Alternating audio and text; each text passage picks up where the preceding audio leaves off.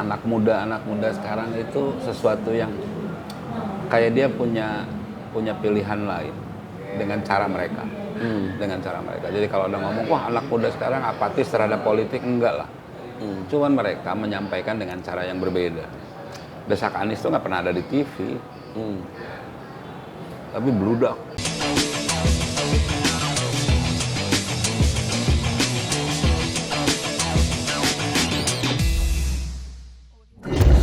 Apakah akal sehat ini sudah sudah tidak berlaku di negeri ini? Enggak juga. Sehingga misalnya gaung yang didengungkan, suara-suara lantang dari kampus-kampus dengan para profesor-profesornya yang sudah sepuh-sepuh. Tetapi apakah ia itu berdampak ke publik dan Yakin publik kalau ini? Yakin. Sederhana, Dad. Sederhana. Kalau ditanya gitu, dulu ketika Nasdem mengumumkan Anies, gitu kan, setidaknya ada 2 pengamat yang sekarang suka berseliweran di media mengatakan nggak mungkin Anies lolos. Ya. Bahkan pengamat itu salah satunya adalah bekas Nasdem juga. Ya. Ya kan? Bahkan ada satu pengamat yang sekarang jadi jubirnya 02 mengatakan gua berani taruhan mobil. Faktanya dia lolos. Ya. Itu satu. Yang kedua, ketika desak Anies digulirkan, bludak loh. Program desak Anies itu bludak loh. Oh iya, dahsyat itu. Jadi sampai soal harus pakai tiket. Baru kali ini terjadi sebuah fenomena di mana untuk kampanye capres ini orang antusiasme anak muda datang dan itu dibatasi dengan tiket. Bukan mau bayar ya, pakai tiket. Iya, tetapi kan ditonton demikian kayak entertain gitu. Datang tidak bayar gitu, tapi pakai tiket. Kemarin di Semarang itu sampai 8.500. 8.500. Lu ya kita orang media lah ya, pernah di media gitu kayak gua. Ini fenomena apa ya? Yeah. Kemudian ketika suara anak muda menurut lembaga survei ada di paslon lain gitu, tiba-tiba K-pop mau membiayai sendiri Videotron. Yeah. Emak mau membiayai spanduk buat gue. Iya. Fenomena apa itu? Ya guys, jadi memang ini ada fenomena menarik nih di dalam Pilpres di tahun 2024 dalam kehidupan berdemokrasi kita guys. Betapa yang namanya sekarang ini di 2024 ini itu gelora dan kepedulian anak-anak muda terhadap politik, terhadap kepemilihan pemimpin, memilih pemimpin itu luar biasa ya. Dan itu muncul di figurnya Abah Anies ini. Bahkan yang kita tidak tahu, tidak kita sangka itu munculnya K-popers. Gimana anak-anak Z dan milenial usia awal itu yang tergabung dari K-popers itu tiba-tiba ini sangat mensupport. Mereka tiba-tiba sangat peduli dan yang sebenarnya ini kita belum pernah dengar yang seperti ini ya. Yang kita anggap mereka nggak peduli itu sama politik. Ya, betul.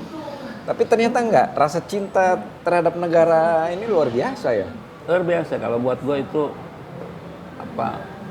anak muda sekarang itu sesuatu yang kayak dia punya pilihan lain dengan cara mereka. Dengan cara mereka. Jadi kalau ada ngomong, wah anak muda sekarang apatis terhadap politik, enggak lah. Cuman mereka menyampaikan dengan cara yang berbeda. Desak Anies tuh nggak pernah ada di TV, tapi bludak. Itu di digital, di platform digital, di media sosial. Media sosial. Dan itu luar biasa. Ini kan cara anak muda berpikir gitu. Ya.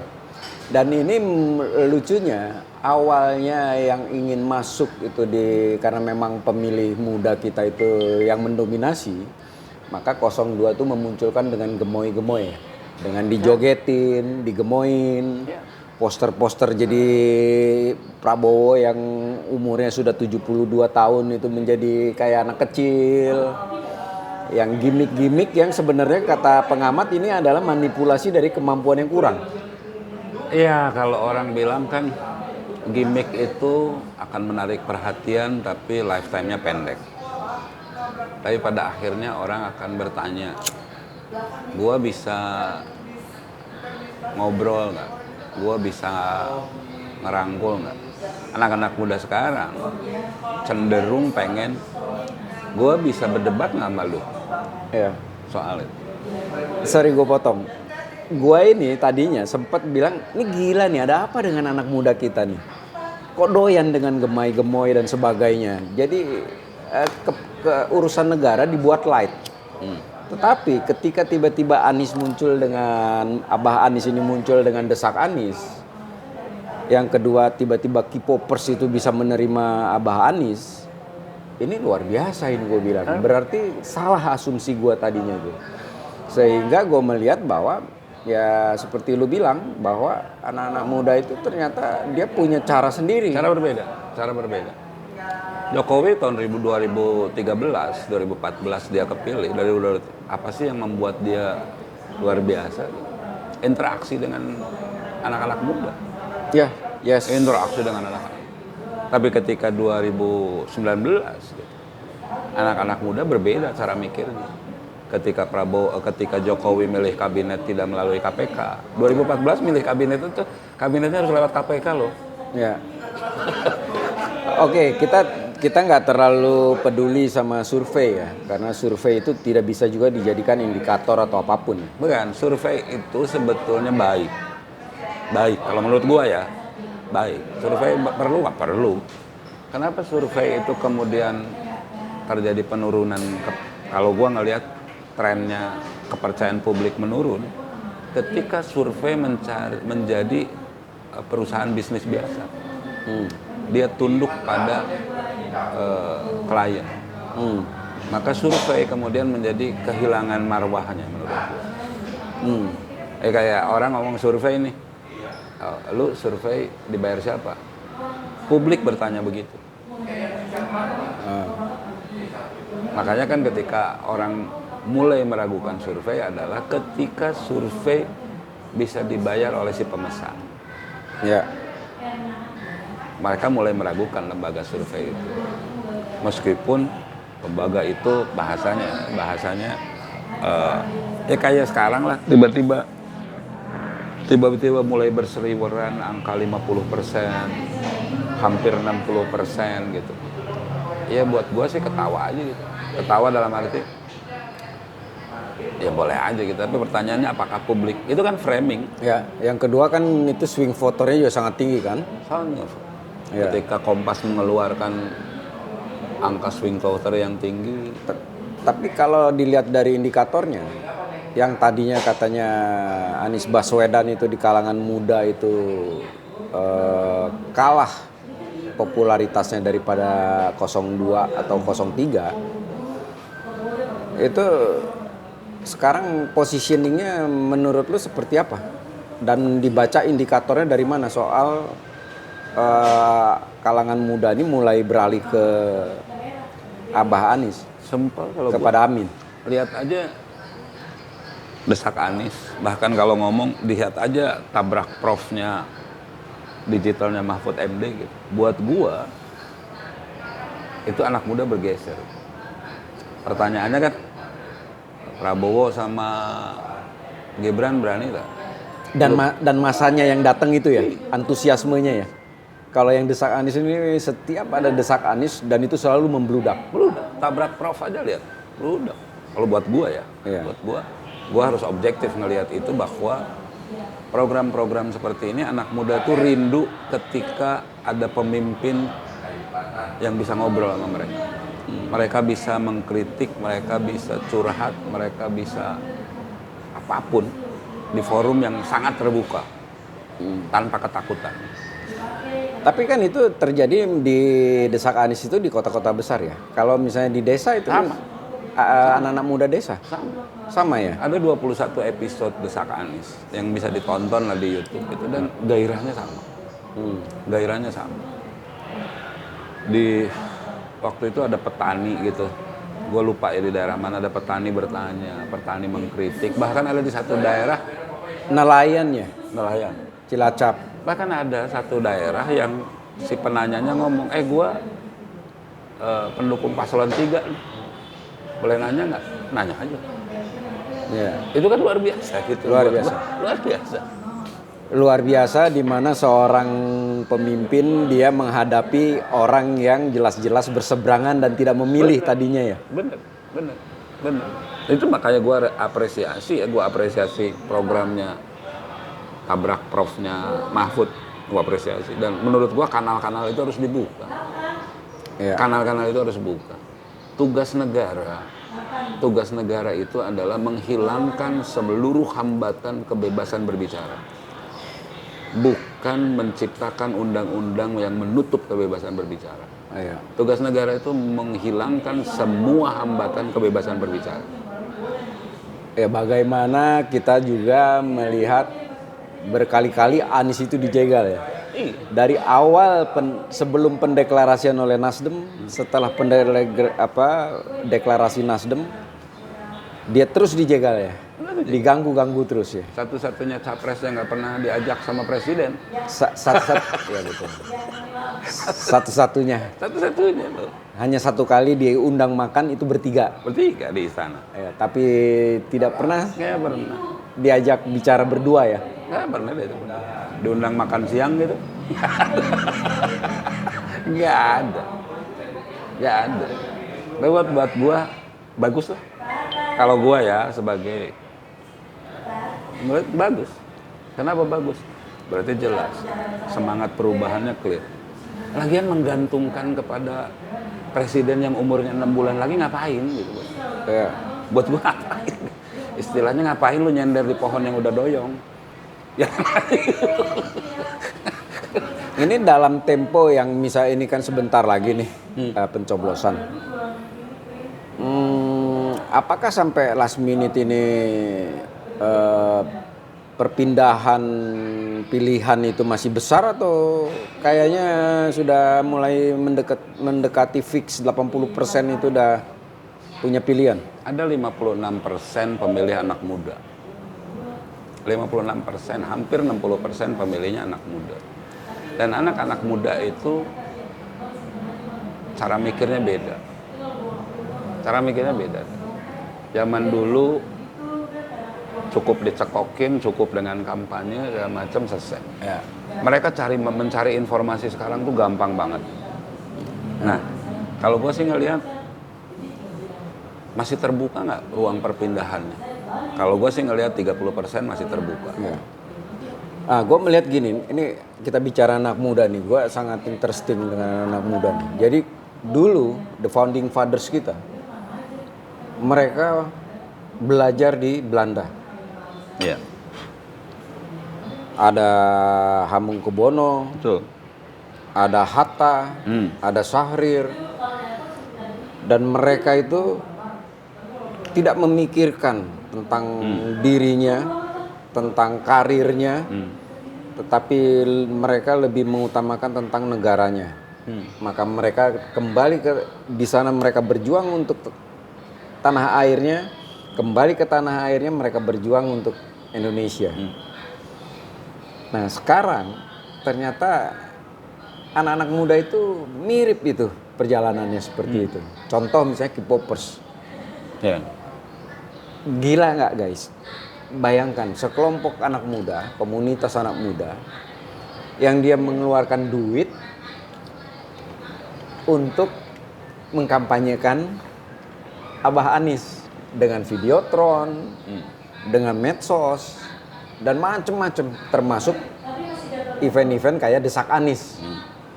Ini menurut gua apa ya? Kita sangat optimis sekali bahwa generasi anak muda yang akan mengambil estafet kepemimpinan ke depan ini, kita lebih optimis bahwa Indonesia bisa lebih maju ya. Yakin gue. Tadinya gue juga was-was, tapi setelah ngelihat fenomena ini gitu, gue nggak perlu khawatir loh. Gue nggak mau jadi orang tua yang cerewet, yang menganggap anak-anak gue ini nggak ngerti apa-apa. Cuma cara berpikirnya berbeda karena teknologinya berbeda, sosialnya berbeda. Kalau ditanya mereka dibandingin para founding fathers gitu ya, semangat membangun negaranya itu sama anak founding fathers dengan yang sekarang. Cuma yang berbeda itu kanalisasi. Kanalisasinya itu adalah anak-anak muda sekarang tuh kan kemarin itu ketika belum terjadi disrupsi teknologi ya. Kemarin tuh seolah-olah single, kanalnya single gitu. Sekarang ketika teknologi berkembang, itu kan kelihatan tuh betapa berwarnanya pemikiran, suara mereka gitu. Jadi buat gua ngelihat Desak Anies sama tabrak profnya M. Mahfud itu buat gua ngelihat anak muda punya pemikiran berbeda, punya semangat yang sama membangun negeri. Dan yang paling mencolok itu adalah Indonesia Mengajarnya Anies. Iya. Ada alumni dari sekolah terbaik di dunia lah, bukan di Indonesia aja gitu. Yang bahkan ada yang dari Harvard, dari London School of Economics, bukannya kerja di perusahaan hebat yang bergaji tinggi gitu. Dia malah mau ngajar di pelosok. Ya. Nggak pernah kepikir loh sama kita. Ya, dan itu sudah dilakukan oleh Anies itu sejak tahun berapa itu? Sejak Menteri Pendidikan. Sebelum Sejak Paramadina. Paramadina. Jadi maksud gua ada loh anak-anak muda kayak gini yang gua sempat ngobrol gitu. Dan mereka mengatakan beri manfaat, makin besar manfaat yang diberikan, makin besar potensi benefit yang akan diperoleh. Ya. Jadi mereka menomorsatukan benefit, manfaat. Kalau kita kan zaman dulu gaji gede gitu lah, ya kan? Cari perusahaan yang gajinya gede. Enggak, generasi muda sekarang adalah gua mau memberikan manfaat terbesar. Ya. Karena semakin besar manfaat yang bisa gua berikan, maka semakin besar potensi benefit yang bisa gua raih. Mereka nggak mikirin mau jadi pejabat. Sebagian besar yang terlibat di Indonesia Mengajar itu kagak nyala. Kagak nyala. Dan termasuk di tim suksesnya, ini yang menarik, di tim suksesnya Anies Baswedan ini di 01 di Amin.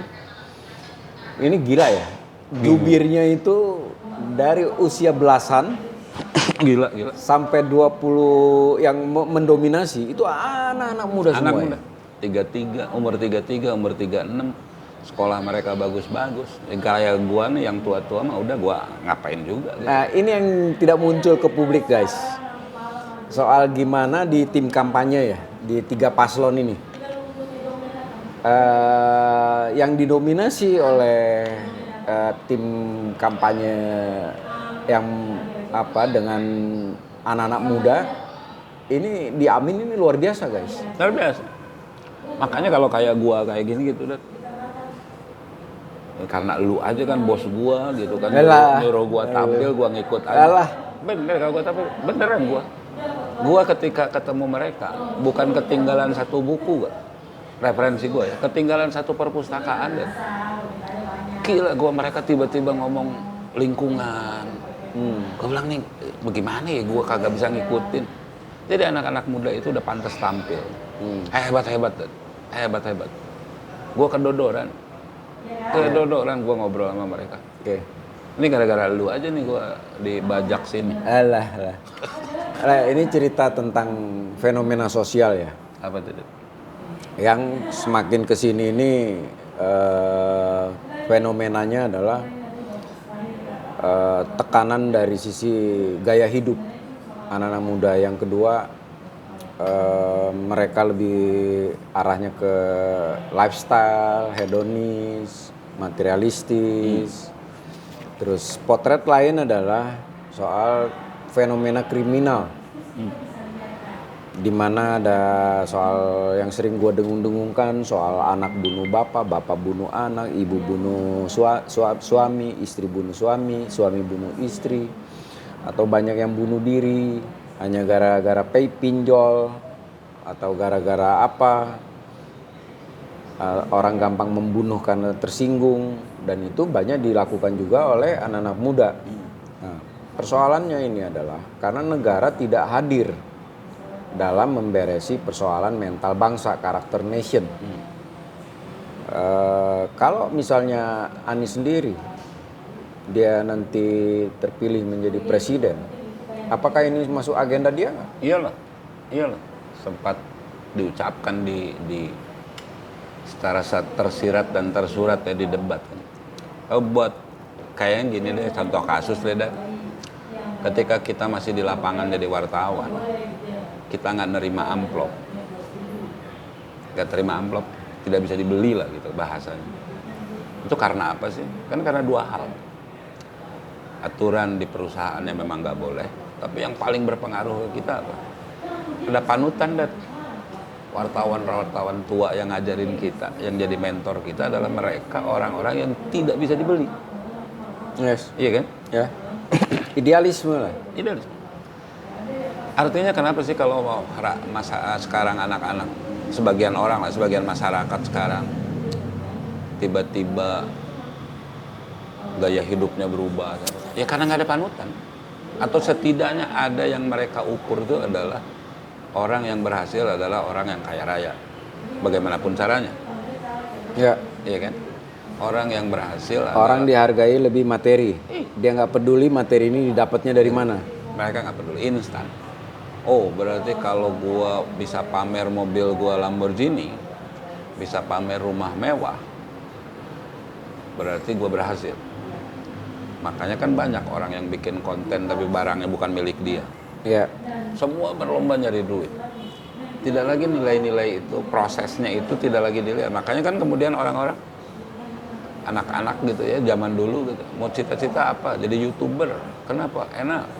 Banyak duit, segala macam. Ya, bahasanya kan gitu. Ya, makanya mungkin Anies itu sering menyinggung, yang paling sering menyinggung soal etika. Itu dia. Itu adalah Anies Baswedan. Itu dia. Adab, etika yang lebih tinggi. Etiket itu kan adab ya, perilaku, cara berperilaku. Itu kan penting.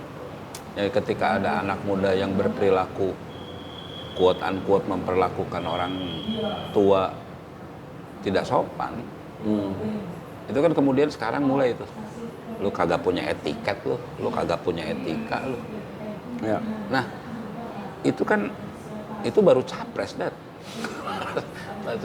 Ketika itu dilakukan, dijadikan panutan, pemimpinnya benar, pemimpinnya memberi contoh, itu akan netes ke bawah sampai ke level terendah, yakni keluarga. Orang tua akan mengajari anaknya dengan cara yang baik.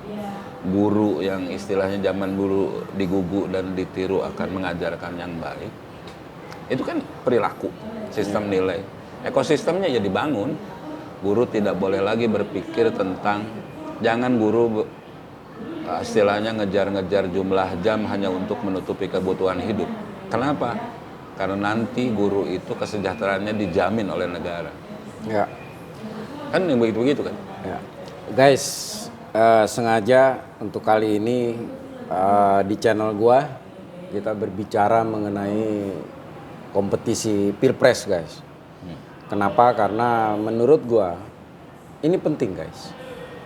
Karena persoalan ini adalah persoalan tidak untuk sekarang tetapi untuk ke depan. Kalau kita salah memilih pemimpin, guys, itu akan berdampak langsung itu kepada kita, kepada keluarga, pada anak-anak kita, pada keluarga besar kita, dan pada rakyat Indonesia ini. Terutama lagi situasi saat ini secara kehidupan berdemokrasi ini sangat parah. Nah, maka kali ini, dan memang yang kita bahas ini lebih ke Abah Anies. Kenapa Abah Anies? Karena gue menilai dari ketiga pemimpin ini yang memiliki karakter, yang memiliki kapabilitas, yang memiliki pengalaman, itu adalah Anies Baswedan, guys. Jadi minta maaf untuk yang pendukung 02 ataupun 03 kali ini Gue mengatakan lebih banyak berbicara mengenai figur Anies Baswedan karena juga menawarkan sebuah fenomena gerakan-gerakan baru dalam kampanye yang sangat benar-benar baru. Itu guys. Dan untuk selebihnya soal pencoblosan terserah kalian. Yang penting milih satu. Tapi gue berharap kita sama-sama semua punya akal sehat. Please bandingkan antara paslon 1, 2, dan 3. Silakan pilih dengan akal sehat dan dengan kritis. Berbeda pilihan itu hal biasa. Oke guys, gua bangga, gua resah, gua Indonesia. Kalian?